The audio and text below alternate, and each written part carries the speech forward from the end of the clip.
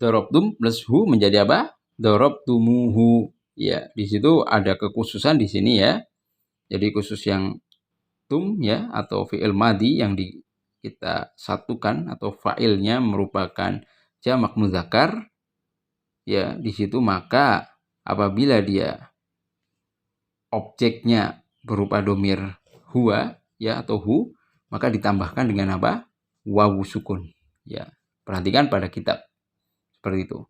Jadi ditambahkan wawu sukun sebelum domir hu. Kemudian untuk mimnya yang tadinya berharokat sukun ya, maka kita hidupkan menjadi dhammah. Ya, kemudian kita kasih huruf wawu. Ya, di situ agar menunjukkan bahwasanya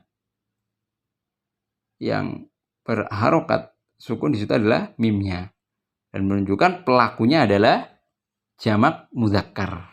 Ya, jelas ya? Contoh misalkan dalam sebuah kalimat ainat talibul jadidu aro'aitumuhu, ya, di mana siswa yang baru, apakah kalian melihatnya? Ya, itu perhatikan kata aro'aitumuhu. Ya, jadi domir antum pada kata ro'aitumu, kemudian objeknya yang asalnya at-talib jadid kita ubah menjadi apa? Domir huwa. Ya, maka kita tambahkan wawu di situ. Baik. Contoh berikutnya, ainal hayatu? Ya. Aqatal tumuha? Apakah kalian telah membunuhnya? Ya, di mana ular itu? Apakah kalian telah membunuhnya? Ya, perhatikan di situ juga ditambahkan dengan wawu. Baik. Berikutnya, hada darsun sahlun. Ini pelajaran yang mudah. Afahim tumuhu? Apakah kalian memahaminya? Ya. Jelas ya?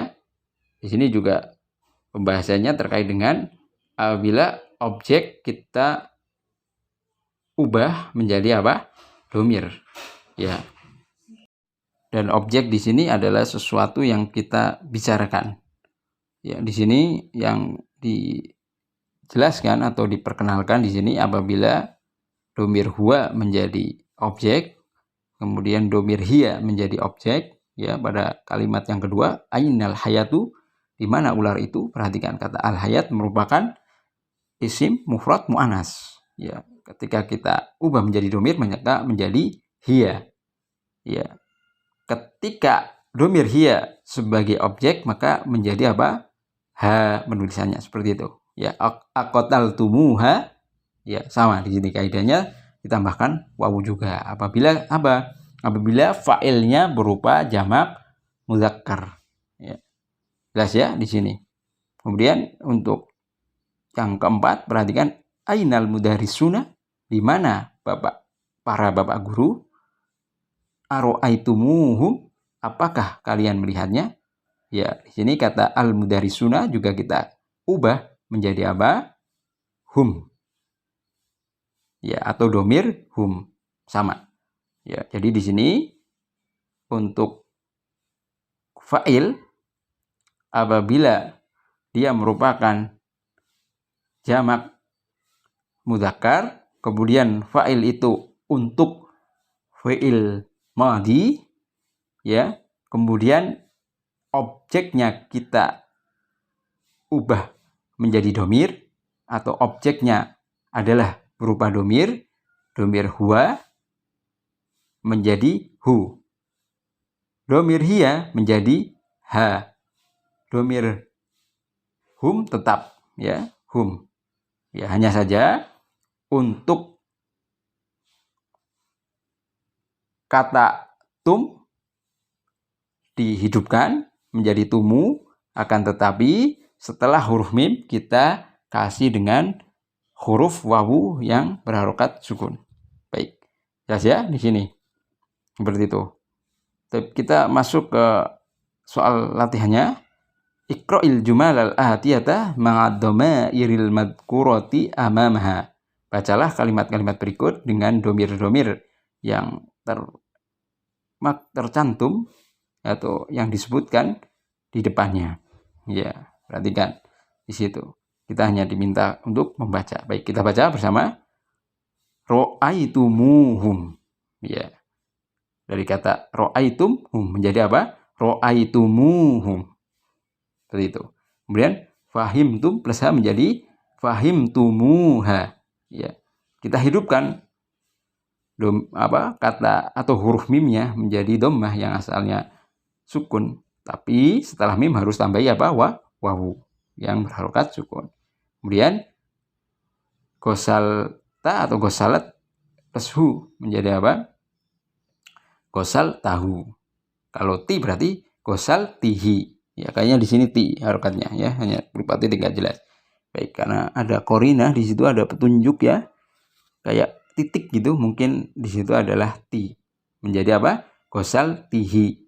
Loh, kenapa domir hu menjadi hi? Menyesuaikan harokat domir ti di situ. Ya, kalau tak tetap tahu atau tu menjadi apa? Tuhu. Gosal tuhu. Gosal tahu. Ya, jelas ya? Kemudian nomor 4, wajad tu plus hu menjadi apa? Wajad tuhu. Ya, bagaimana pada contoh di atas. Kemudian kotal tum plus ha menjadi apa? Kotal tumuha. Ya, pokoknya yang diubah ketika apa? Ketika antum pelakunya. Seperti itu. Jelas ya? Sami'tum plus hu menjadi apa? Sami'tumuhu. Ya, jelas ya? Mudah sekali. Insyaallah ta'ala. Baik, kita masuk ke latihan yang ke-9. Perintahnya adalah ad-dakhil alif lam at-ta'rif alal kalimatil lati tahtaha khattun 'inda luzumi. Masukkanlah alif lam at-ta'rif pada kata-kata yang bergaris bawah ketika kata tersebut memang harus ditambahkan alif lam at-ta'rif. Ya. Di sini insyaallah untuk lebih jelasnya akan ana jelaskan melalui contoh. Baik, kita baca dulu contohnya. Iqra'il mithalainil atiyain. Bacalah kedua contoh berikut. Ya. Jadi di sini ya pada latihan yang ke-9 kita diminta untuk memasukkan alif lam at-ta'rif pada sebuah kata yang bergaris bawah. Ketika kata yang bergaris bawah tersebut memang harus ditambahkan alif lam padanya. Ya, kan tetapi di tempat ana tidak ada kata yang bergaris bawah. Tapi tidak masalah, insya Allah mudah. Nah, nanti akan ana jelaskan ya bagaimana menjawabnya. Baik, kita baca untuk contoh yang pertama al-alif. Indi kitabun dzu gilafin akhmara. Aku memiliki sebuah kitab yang memiliki sampul merah. Ya, perhatikan kata kitabun. Di situ nakiroh. Ya. Dan perhatikan kata setelah kitabun dzu. Ya, di situ ada kata dzu. Kemudian setelah kata dzu terdapat kata gilafin. Ya, di mana di situ kata gilafin juga tidak memiliki alif lam. Ya. Jadi di sini apabila kata sebelum dzu adalah kata yang nakiro, maka kata setelah dzu juga harus nakiro. Ya, karena apa? Karena dzu di situ adalah sebagai sifat. Paham ya? Sifat harus sesuai yang disifati. Jelas? Kitabun nakiro, kata sebelum dzu. Maka kata sesudah dzu juga harus nakiro, gilafin. Loh, kenapa kok harokatnya berharokat kasroh atau kasrotan bin atau majrur di situ? Ya, karena kata gilafin di situ adalah sebagai mudhofun ilahi. Dzu termasuk al-asmaul khamsah, isim-isim yang 5. Ya, sehingga dzu pasti sebagai siapa? Sebagai mudhof. Untuk kata setelahnya sebagai mudhofun ilahi. Oleh karenanya harokatnya apa? Kasroh. Ya, sedangkan akhmaro sebagai sifat untuk hilaf. Ya, sehingga apa? Sehingga di situ juga harus majrur. Akan tetapi di situ kok kenapa dengan harokat fathah? Karena isim yang tidak boleh ditanwin. Ketika tidak ada padanya alif lam maka harokatnya fathah. Jelas ya? Baik, yang ba, al-ba, ainal kitabu dzul gilafil ahmari, di mana kitab yang bersampul merah. Ya, perhatikan di situ. Kata sebelum dzu ada alnya. Ya, maka kata sesudah dzu adalah juga harus ditambahkan alif lam menjadi al-ghilaf. Al-ahmar juga harus ditambah alif lam. Kenapa? Karena al-ahmar sifat untuk ghilaf. Ya, jelas ya di sini. Jadi begitu caranya. Apabila kata sebelum dzu ada alif lamnya, maka kata setelah dzu harus dikasih alif lam. Apabila tidak, maka kata setelah dzu juga tidak boleh ada alif lamnya. Dan juga sifat setelahnya yang menyertai kata setelah dzu harus menyesuaikan. Ya, jelas ya di sini. Contoh nomor 1, liman dzakal baitu dzu babin akhdara. Siapa? Milik siapa rumah yang berpintu atau yang memiliki pintu berwarna hijau itu? Ya, perhatikan. Kata setelah dzu ada alif lamnya. Ya, maka kata setelah dzu juga harus ada alif lamnya. Tapi di situ tidak ada, maka kita perlu menambahkan. Jadi apa? Dzul babi al-akhdari. Atau kita baca langsung dzul babil akhdari. Ya, jelas ya? Tinjauannya adalah kata sebelumnya apa? Kalau ada alif lamnya, maka kata setelahnya juga harus ada alif lamnya. Sebelum kata dzu dan setelah kata dzu. Ya, jelas ya? Nomor 2, man dzalikal fata dzu nadaratin saghiratin. Ya, perhatikan. Siapa pemuda itu yang memiliki kacamata kecil? Perhatikan, kata sebelum dzu ada alif dan lamnya. Alif lam ta'rif. Maka kata setelah dzu juga harus kita tambahkan. Maka menjadi apa? Man dzalikal fata dzun nadarati as-saghirati. Ya. Atau kita langsung man dzalikal fata dzun nadaratis saghirati. Ya, jelas ya? Begitu caranya. Mudah ya? Silakan untuk dicoba untuk nomor-nomor berikutnya.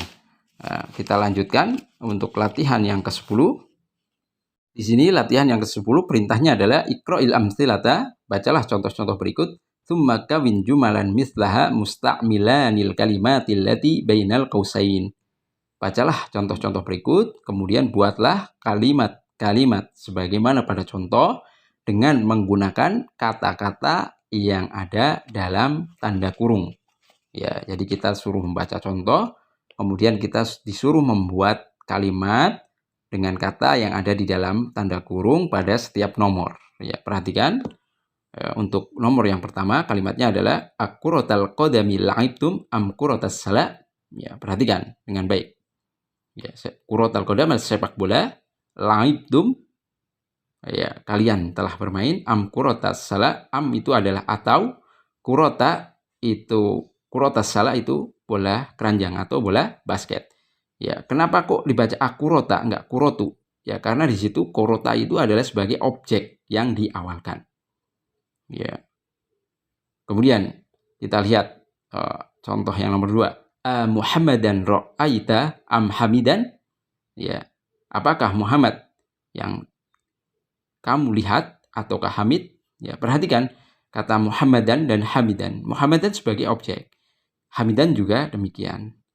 Ya, jadi di sini kita disuruh memilih antara dua pilihan. Ya, fa'ilnya dan fi'ilnya terletak di tengah-tengah. Jadi di sini babnya adalah didahulukannya maf'ul bih atau objek. Ya.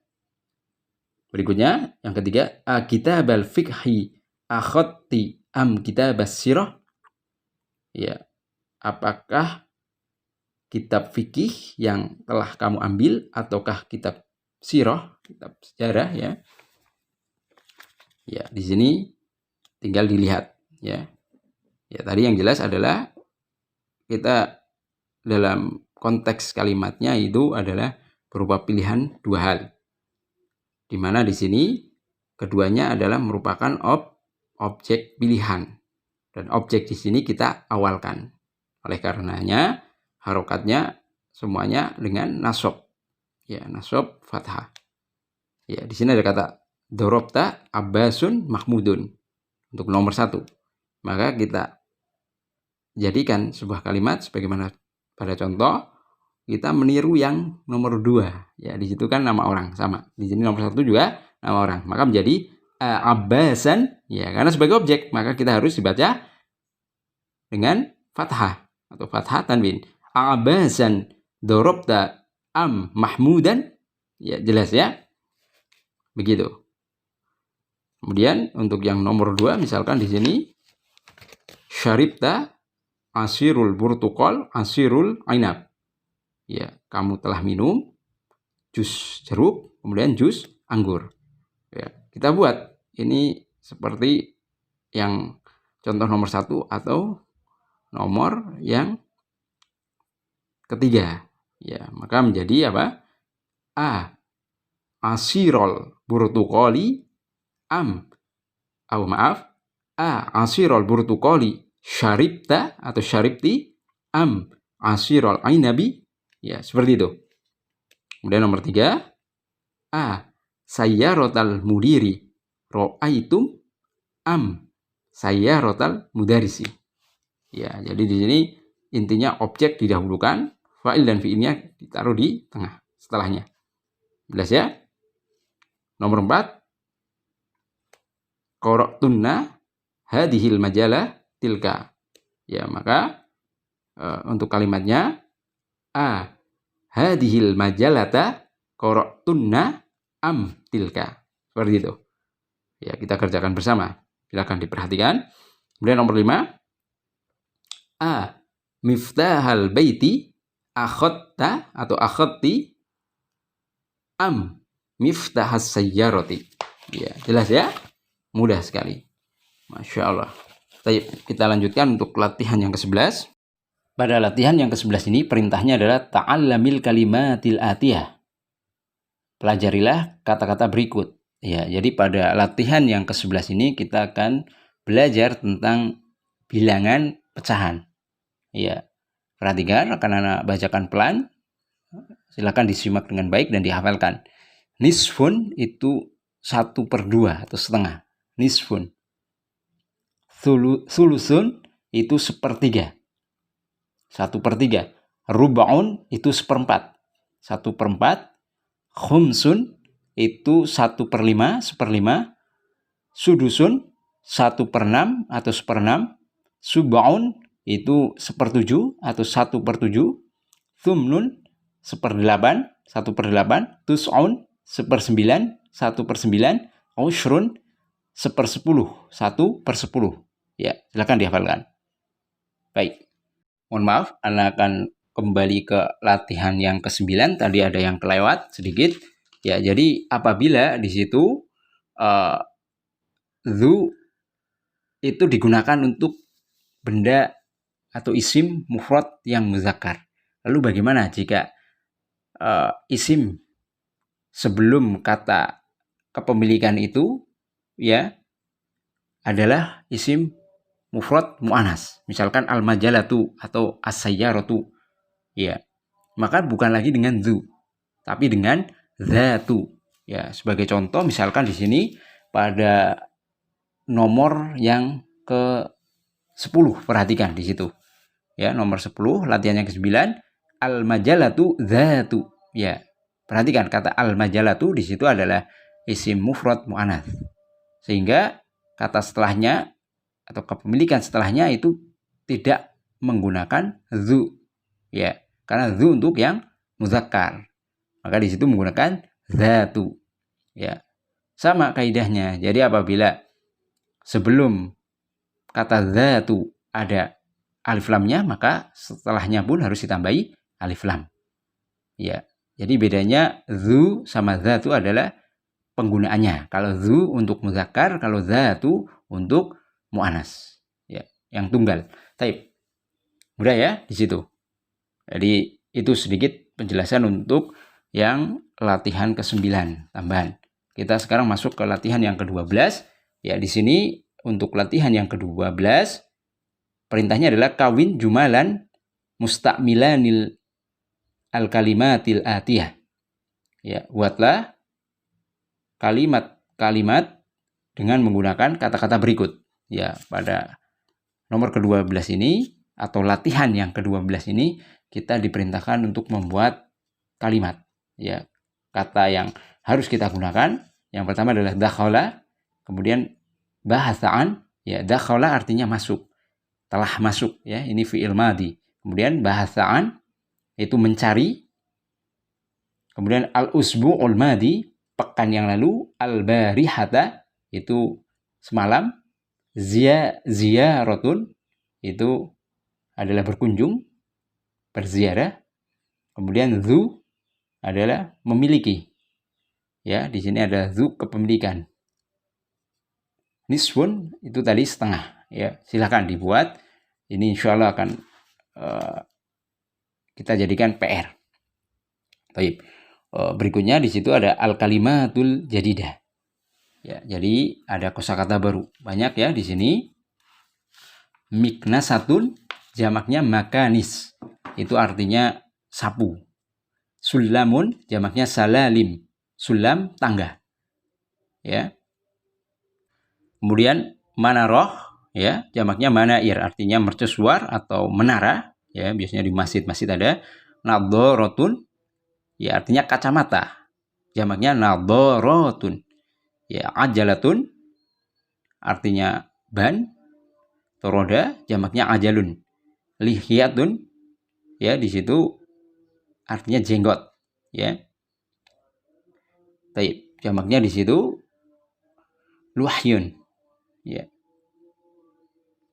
Atau luhi. Kemudian suratun, jamaknya suar, artinya gambar atau foto. Ida'atun, ya radio, jamaknya ida'at. Alin itu adalah tinggi, muannasnya aliyatun, ya. Sobunun sabun. Al-barihata itu di waktu malam, ya semalam. Kemudian mulawwanun itu berwarna-warni. Asirun itu jus. Burtuqalun jeruk. Sobahun pagi. Kuratul qadam sepak bola. Kuratus salah itu bola basket. Nisfun setengah. Masya itu artinya berjalan. Akhadha artinya mengambil. Wada'a artinya meletakkan. Wajada artinya mendapati atau mendapatkan. Bahasaan mencari, ya. Kalau bahasa fi itu membahas, tapi kalau bahasaan itu mencari. Baik, telah selesai pelajaran yang ke-7. Ya, semoga dimudahkan.